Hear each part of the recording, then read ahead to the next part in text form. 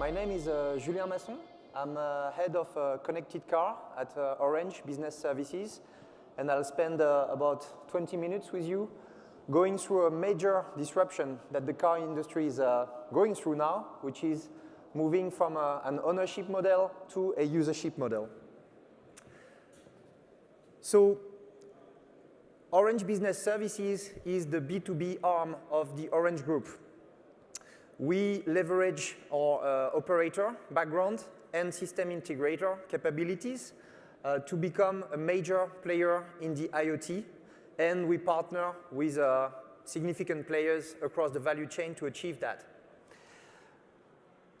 One of our main activities with our B2B partners today is, of course, connectivity, like Philippe said previously, but also, and this is our major focus now, is to support our B2B customers in their digital transformation. So just a few numbers quickly about Orange. Orange Business Services is about 7 billion in terms of turnover, and we are about 20,000 people all around the world with about 1,000 cybersecurity experts, 700 IoT and big data experts, and we've got also Orange Cloud for Business, which is hosting major platforms in the world with 1,200 cloud experts. The connected car vertical is the most important vertical on IoT for Orange today. We enable about soon 7 million vehicles in the world, and among those connected cars, some of the names which are public today, Renault Nissan is a big customer of Orange. We've got also service providers like Octo Telematics, or companies service provider like Hertz. And those volumes are really going to grow in the coming years. So what our vision was already a couple of years ago, which we are now rolling out on major connected car programs, is one SIM. And this one SIM is enabling both vehicle-centric services and customer-centric services, all on one SIM. The vehicle-centric services for service providers, for OEMs, so for the car as a service business, for electric mobility, for autonomous driving, safety and security, over-the-air firmware updates, fleet management, usage-based insurance. All those use cases are being procured directly from OEMs to network operators today. And on the same SIM, the end user, the passengers who are in this cockpit, they need to have driver directions. They want to get information about their traveling. They want to be able to listen to music, audio streaming, have the ability to get more connectivity and good quality connectivity in the cockpit. And we do that all on one SIM. So I was, a couple of weeks ago, sitting in front of a few executives from a major OEM, and I had this interesting question from one of the execs, which was, Julian, according to you, what will be the next killer application for the connected car? And my answer was pretty simple. My answer was, there will be no killer application that defines the connected vehicle for the coming years. According to us, the success is built on the right network, and all of the OEMs that you have met yesterday or you will meet today, I'm pretty sure they're going to tell you, we want a one-stop shop solution with a global coverage and global footprint. And Orange EU-ICC today covers 60+ countries in the world, and we are expanding that. And we want to address this pain point for those OEMs. So this is a basic element on which we have to build. So this is one portion of the solution. And like Philippe mentioned before, of course, we as Orange focus a lot, and this is our legitimacy and background, but we also believe that the success is coming from the right customer experience, which needs to be delivered seamlessly, securely, and globally. And this is not a little story. It sounds easy. It sounds like you will see many OEM applications all around, but really not disappointing the customer is not an easy task.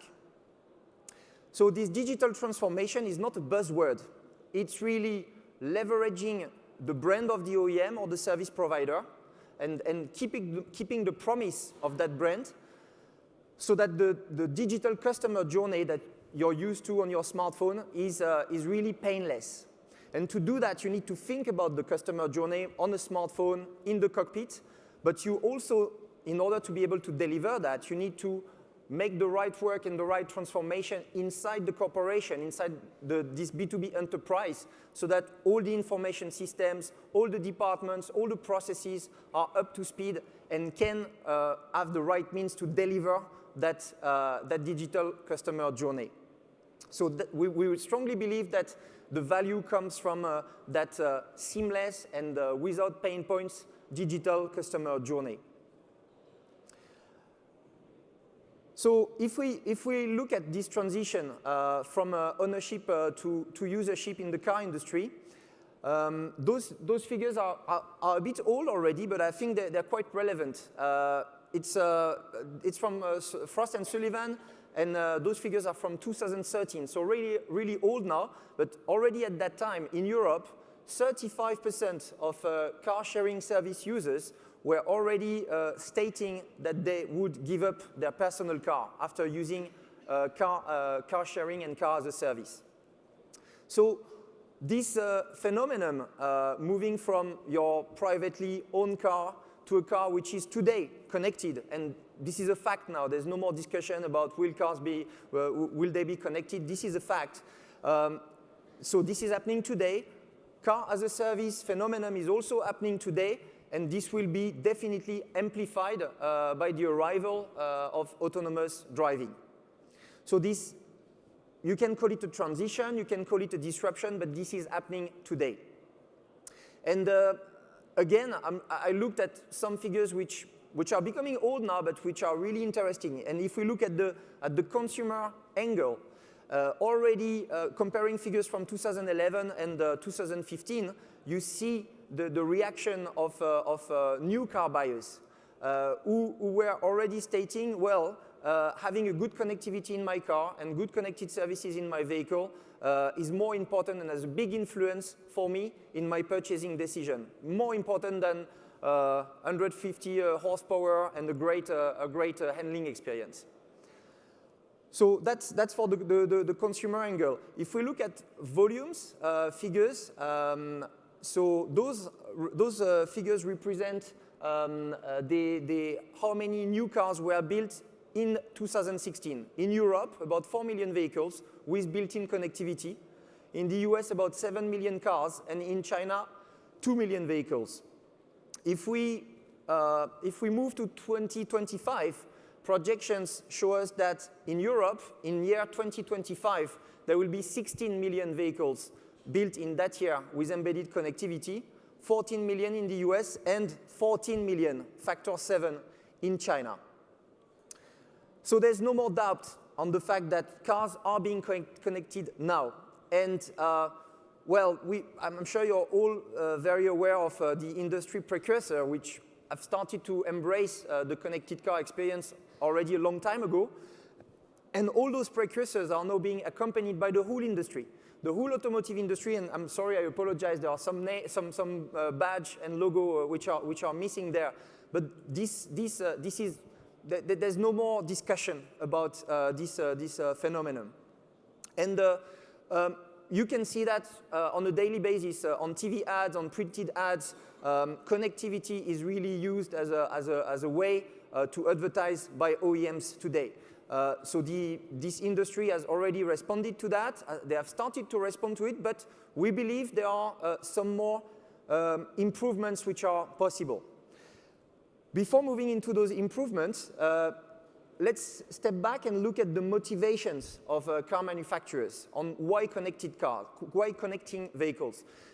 Most of them really started with the wish to attract new customers by having great head unit functionalities, connected features, onboard Wi-Fi, and how to use the data collected from those connected vehicles in order to optimize for the next generation of vehicles. Another attempt, which more or less failed until now, was really to expand revenue streams by selling telematics subscriptions, location-based advertising, and now you will see several OEMs moving into usage-based insurance and making their vehicle data available to third parties, and obviously monetizing those data. Now, something which is much more recent and a big focus for the whole industry is improving processes and decreasing costs. That means that over-the-air firmware updates will avoid OEMs to spend huge budgets on the field upgrade campaigns, tier one suppliers as well, and to manage recalls in a much smoother way. So those two bottom points were really related to how to do cost savings. And we believe that connecting vehicles is really a great mean to finally, for those OEMs, create a relationship with the people who are sitting behind the wheel and those passengers. Today, I'm pretty sure you will see a lot of connected car programs with a lot of vehicle data which are already collected, and you have a Salesforce, SAP database sitting somewhere else at a car manufacturer without interaction in between. So really, there is a lot of work to do there to create a better knowledge for the OEMs of their customers and deliver a true digital customer journey for their end users. So here, you can have a short look at what is a customer journey today for a connected car. And you can do a lot, but if you have a look at most of the OEM applications, we believe that they can really be improved. Typically, I would like to be able, when I look at my OEM application, to know if I've ordered a new car, when my car will be available at the dealer. I want to be able to activate my connected services without relying on a sales guy at the dealer who has no clue or is not interested in educating me with this. I want to be able to enjoy my driving and to be able to check my vehicle's health. I want to get assistance if I need. So some of those features are already available. One feature is not available today, and this is an essential feature for those OEMs if they want to retain those customers, is I want to know when is the best time to resell my car.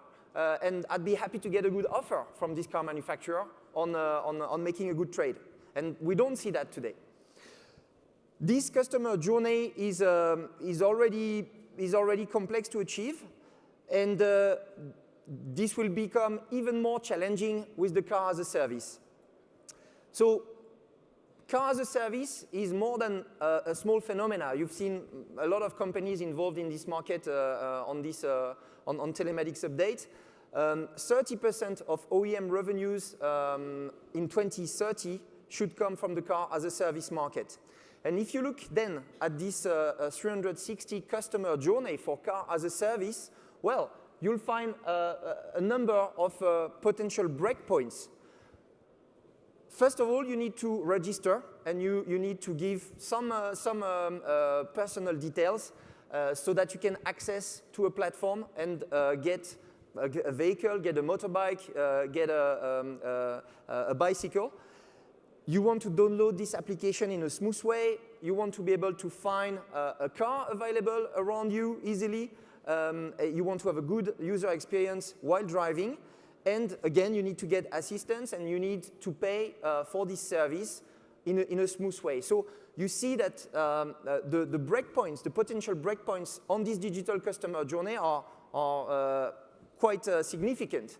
And so to make this happening is not just about having a great smartphone application that looks nice, that is easy to use. That means that all the IT systems, all the infrastructure and processes in the company delivering that service need to be in place. So at Orange Business Services, we support our B2B customers, and obviously we start from a managed IoT connectivity solution, which is the basis to enable such a digital customer journey. We host IoT vehicle data management platform in Orange Cloud for Business. We are working with major players on end-to-end cyber security, which is essential and will become even more essential with autonomous driving.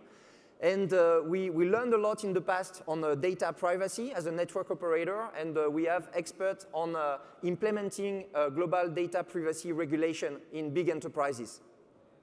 We have also some applications available today for the connected car, for fleet management solutions, and also for car as a service with PackID, which is one way to open your doors in a secure way, not with an actual material hardware key, but with your smartphone.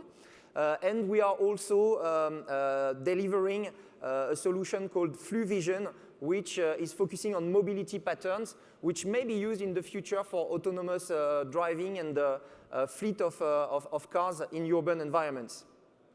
And all above this, you've got this digital transformation, which is not a buzzword. This is something that needs to happen if we want car as a service to become a seamless reality. Orange Business Services is also involved in the preparation of autonomous car. And so today, by connecting the vehicles which are retrieving data from all the sensors inside the vehicle and enabling over-the-air firmware updates. And we are involved in a few innovation projects at a European level, at a French level, with some OEMs, working on the arrival of 5G and the promise of network slicing that should allow to deliver prioritization of services and the low latency necessary for autonomous driving. So a few of the projects we are working on, Scoop with Orange, Renault, PSA, and the French Ministry of Transportation. Towards 5G, together with Ericsson and PSA. And we are also working with a 5G car, together with Volvo Cars on some of the vehicle to V2X use cases, including vehicle to pedestrian use cases. And Orange Business Services has just joined the 5GA, the 5G Automotive Association. Thank you very much.